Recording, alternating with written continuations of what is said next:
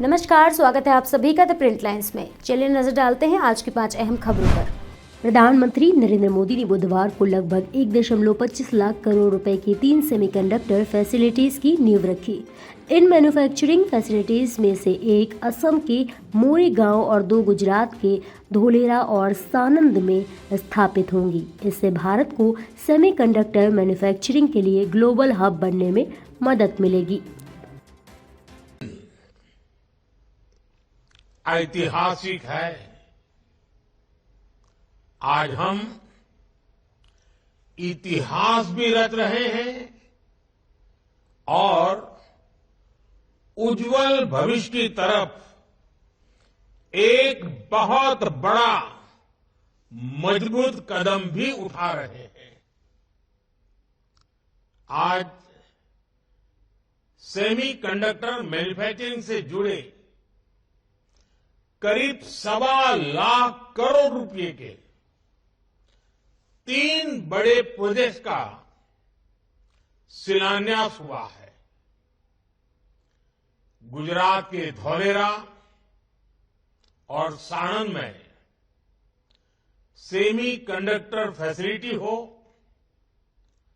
असम के मोरीगांव में semiconductor facility हो, ये भारत को सेमीकंडक्टर मैन्युफैक्चरिंग का एक बड़ा ग्लोबल हब बनाने में मदद करेगी। केंद्रीय मंत्री अश्विनी वैष्णव ने सेमीकंडक्टर मिशन पर बात करते हुए कहा, दिसंबर 2026 में धोलेरा प्लांट से पहले चिप का उत्पादन किया जाएगा। इसके साथ ही उन्होंने इस प्लांट से होने वाले फायदों की जानकारी दी। सबसे पहले शिंचू में, ताइवान में शिंचू में जब काम चालू हुआ था सेमीकंडक्टर का, आप ये जो देख रहे हैं जगह, इससे भी कमजोर जगह, आज वो दुनिया का सेमीकंडक्टर का कैपिटल। धोलेरा तो बहुत ही मजबूत जगह है, यहाँ पे बहुत अच्छी पावर सप्लाई है, बहुत अच्छी क्वालिटी का वाटर सप्लाई है, और सबसे बड़ी बात है, माननीय मुख्यमंत्री जी हमारे साथ हैं। इतनी स्ट्रॉन्ग विल पावर है जो किसी भी प्रॉब्लम को सॉल्व करने के लिए तैयार है। और सब के सब जो टेक्निकल लोग हैं, सब ने इवैल्यूएशन किया है, ये एब्सोल्युटली राइट जगह है जहां पे पहली फैब लगे। वाटर सप्लाई, ग्रीन पावर, देखो आज की दुनिया में ग्रीन पावर सबसे बड़ी डिफरेंशिएटर बन रहा है। यहां पे जो फैब लगेगी उसको 100% ग्रीन पावर मिलेगा, रिन्यूएबल एनर्जी मिलेगी। गुजरात में 30,000 मेगावाट का सोलर और विंड का एक हाइब्रिड प्लांट लग रहा है कच्छ में। उस पावर प्लांट से 30,000 मेगावाट यानी दुनिया का सबसे बड़ा रिन्यूएबल एनर्जी का प्लांट लग रहा है। उससे कंप्लीट मैन्युफैक्चरिंग प्रोसेस में एक रेवोल्यूशन आएगा। कंप्लीट मैन्युफैक्चरिंग प्रोसेस को ग्रीन पावर में, और नर्मदा जी का डेडिकेटेड वाटर सप्लाई धोलेरा के लिए, इलेक्ट्रिसिटी भी डेडिकेटेड है, वाटर सप्लाई भी डेडिकेटेड है, और इंफ्रास्ट्रक्चर पूरा सोशल इंफ्रास्ट्रक्चर बन रहा है। हॉस्पिटल, घर, hotels, high speed rail, expressway, high speed internet, international airport, ये सब की सब चीज धोलेरा में एक साथ। दिल्ली के मुख्यमंत्री अरविंद केजरीवाल ने नागरिकता संशोधन कानून को लेकर केंद्र सरकार पर निशाना साधा। उन्होंने भाजपा पर वोट बैंक की राजनीति का आरोप लगाया। हालांकि बीजेपी ने अरविंद केजरीवाल के बयान पर पलटवार किया है। दरअसल बीजेपी नेता रविशंकर प्रसाद ने कहा कि विपक्षी दल सीएए पर झूठ बोलना बंद करे। आज केजरीवाल का एक बहुत ही विचित्र वक्तव्य आया है कि सीएए के आने से बाहर के लोग नौकरी लेंगे। ये कौन सा तर्क है? ये जो हिंदुस्तान में लोग आए हैं, ये कौन है? ये अपने आस्था के नाम पर प्रताड़ित होकर आए हैं। पाकिस्तान, बांग्लादेश, अफगानिस्तान से, और वो इसलिए प्रताड़ित हुए कि उनकी आस्था दूसरी थी। वो हिंदू थे, सिख थे, क्रिश्चियन थे, पारसी थे। तो भारत तो एक प्रकार से इस तरह से प्रताड़ित लोगों के लिए अवसर देता है ना, और यही रह रहे हैं ना वो बड़ी संख्या में, तो क्या उनको कानूनी माध्यम से नागरिकता का संरक्षण देना भारत का नैतिक, संवैधानिक और सांस्कृतिक अधिकार है या नहीं? न किसी की नौकरी ली जाएगी, न किसी की नागरिकता ली जाएगी। ये बात हम बहुत स्पष्ट रूप से कहना चाहते हैं। लेकिन केजरीवाल जी, वोट बैंक की प्रत्याशा में आप कहां तक जाएंगे? बार बार माननीय गृह मंत्री अमित शाह जी ने इसको स्पष्ट किया है कि सीए हिंदुस्तान के किसी नागरिक की नागरिकता नहीं लेगा।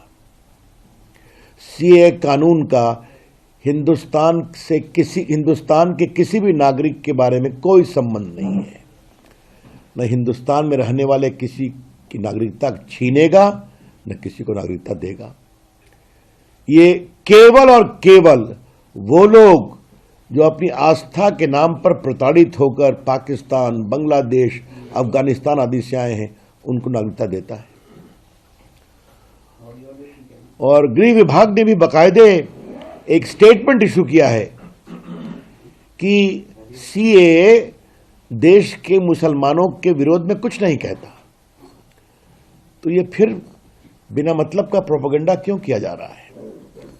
और सबसे आश्चर्य की बात है कि ये कौन लोग हैं जो रोहिंग्या के पक्ष में खड़े होते हैं और कहते हैं कि उनको अवसर दो, उनको अधिकार दो, और जो प्रताड़ित होकर हिंदुस्तान में दर दर भटक रहे हैं, पीड़ा की जिंदगी जी रहे हैं, जिल्लत की जिंदगी जी रहे हैं। आज भारत ने जब उनके लिए कोशिश की है, नरेंद्र मोदी जी की सरकार ने, माननीय गृह मंत्री अमित शाह जी ने, तो उसको लेकर इस तरह की बातें कही जा रही है। ये बहुत दुर्भाग्यपूर्ण है। सीए के नाम पर सांप्रदायिक उन्माद फैलाने वालों से मैं एक ही बात कहना चाहूंगा, कृपया करके झूठ का व्यापार करना बंद करें। Stop telling lies about the CA. कल मैंने ममता जी का एक वक्तव्य देखा, उनकी राजनीतिक जमीन खिसक रही है बंगाल में, तो वो चिल्ला रही हैं। अब उस रेस में कूद गए श्रीमान केजरीवाल जी, और दक्षिण भारत में तो है ही हैं लेफ्टिस्ट लोग।